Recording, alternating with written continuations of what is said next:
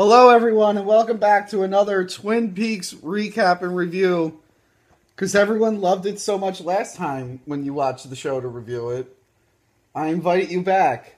How much of today's episode did you watch? The last 5 minutes and the first 15 seconds? There you go. Yup. So this is going to be a great recap and review. And I even bought like a donut, and I'm like, oh, it'd be cute if we both had donuts, because that's what they eat in the show. But Nikki just made us like a bunch of food. But she can't eat it. She can't eat her donut now. I mean, I can try, but it'll probably just be gross. Oh my god, this donut's good. Please don't talk about it. Anyway. Twin Peaks, episode 13. The Return, episode 13. Really solid episode tonight. Evil Coop came back. Cooper Bob. He goes to the gang where that dude Ray betrayed. That dude Ray betrayed him for reasons. Ray is held up with some gang in Montana, and the leader of the gang is fucking Derek Mears, famous stuntman. He played. You did mention that. I did. I've met him once or twice. He played Jason in the Friday 13th remake, and he played, did you ever see the remake of Hills Have Eyes? Yeah. Did you ever see the original Hills Have Eyes? Yeah, of course. You know Michael Berryman, that actor that has, like, the deformed face? Uh-huh, the big guy? Yeah, Derek Mears played him in the remake. Oh. Yeah, so he's, like, a big, tough guy. So he's the leader of this gang, and it leads to one of my favorite fucking things this season. They challenge Bob Cooper to an arm wrestling match. And they're like, if you win, you're the boss now. And he's like, I don't want to be the boss. I just want him. Like, the guy who betrayed him in episode 8, this guy shot Cooper Bob. And then all these homeless spirits came and rubbed blood all over Bob's face. Homeless spirits? Yeah. And they brought Bob back to life. And then that's the episode that went back to the 40s with the nuclear explosion. Anyway. So Cooper Bob is really pissed off at that guy for shooting him. He goes there, he has to challenge Derek Mears in an arm wrestling match. And Cooper Bob is like an interdimensional demon thing. So, of course, he wins. And he's like taunting the guy. He's like, it hurts when you put my hand down here. But it feels good here. But it hurts down there. He's like, do you want to feel it?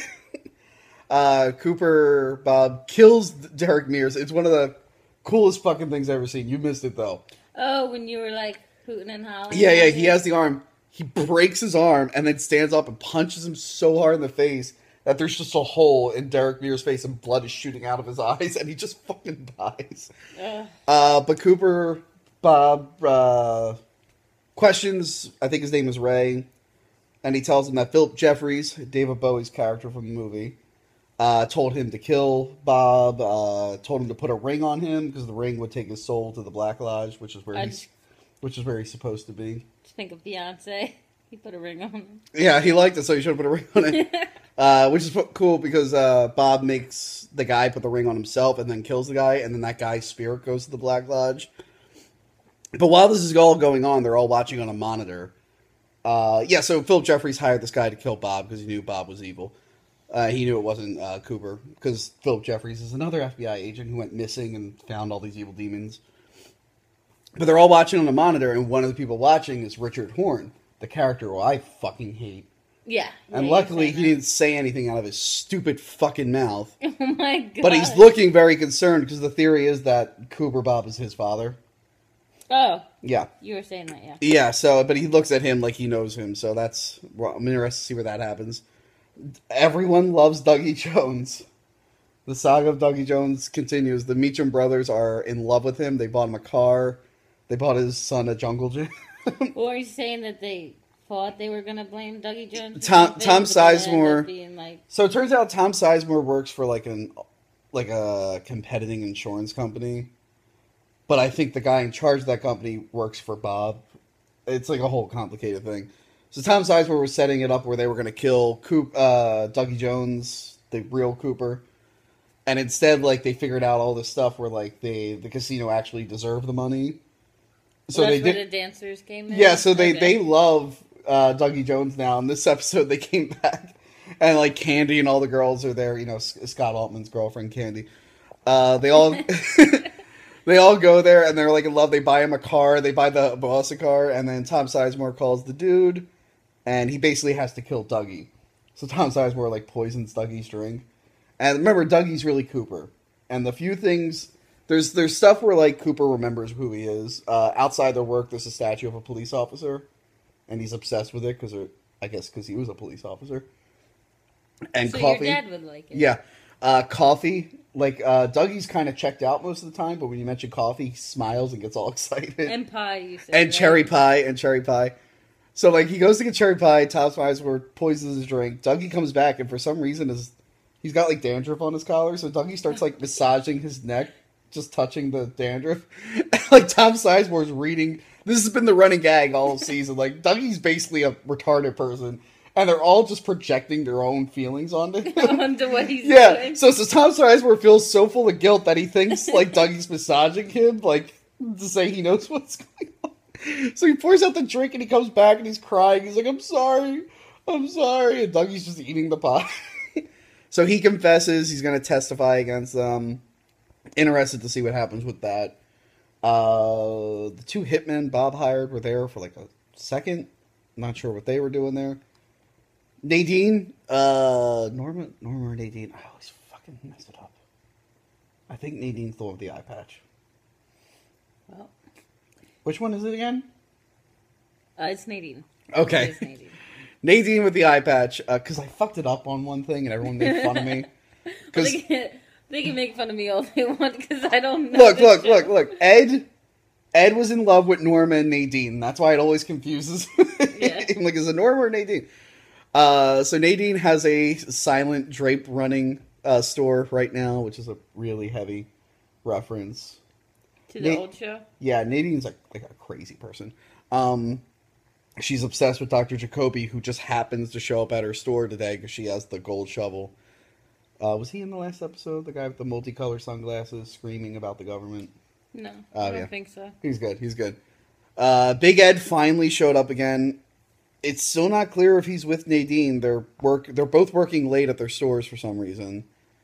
He was talking to Norma. And I'm like, oh, did he finally get with Norma? And then this other guy comes in, and it's like, oh, wow, they're like in their 70s now, and they're still having this will they, won't they relationship. Okay. So that was cool. The Norma's R&R apparently is doing really well, except for the original one where she still works at, and like her boyfriend's trying to get her to like sell out to make more money, man. And that was, what else really happened after that? The guy from the old So Sang? Oh, yeah. James Hurley came back. We only saw him in the first episode this season. He's back, and he sings his famous song from the old season, the You and I. It wasn't a bad song. No, none of the songs in Twin Peaks are bad. It was simple, but it was good. Yeah. In the original one, he sang with Lara Flynn Boyle's character and Laura Palmer. No. Sarah Palmer, Laura Palmer. What was Lara's twin cousin's name? It was the same actress with the wig. They recorded that song together in the first season. So I guess like James is still like a singer. I guess he got off. He wasn't guilty for being with that Black Widow who killed her husband. Anyway, that's the bad part of season 2 that everyone should just skip over. It's unwatchable. So yeah, usually the episodes end with the song playing. There might have been one or two that didn't. And James sings his whole song and the credits don't play. And then it cuts to his uncle, Big Ed, just at the gas station looking sad. And the credits play over that, which is weird. He was eating soup or something? Yeah. So this episode is really good. They only have a few episodes left and I'm still full of questions. There's still a ton of shit. Like, I don't know what the hell's going on with Audrey Horne and her dwarf husband. I don't know. I love their dialogue, though. They seem so mad at each other. But then it's like, are you high? What did he say? Are you on drugs again? Yeah, are you on drugs again?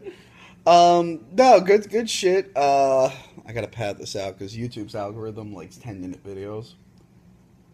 For some reason, it likes to push those, and I can throw an ad break in the middle. So you got 60 seconds?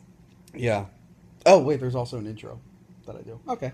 All right, well, that was the Twin Peaks recap and review. Come back next week, and then Yeah, are we doing Rick and Morty recap and review? It'll probably do way better than we could. You want to do it? We're going to try doing Rick and Morty Season 3 recaps and reviews, so it's the opposite of this, because I've only ever watched 2 full episodes, and that was last week. And I've only watched, like, 1.5 episodes. You've watched a total of an hour and maybe 10 minutes of Twin And I've Peaks. watched every show of Rick and Morty at least 3 or 4 times. Okay, so, yeah, like, share, subscribe, buy a goddamn shirt, please. Please, for the love of God, buy a shirt. She hasn't even bought a shirt. What's that sound? Oh, the sound is Bane crying because his owners aren't here. We broke into this house. All right, bye.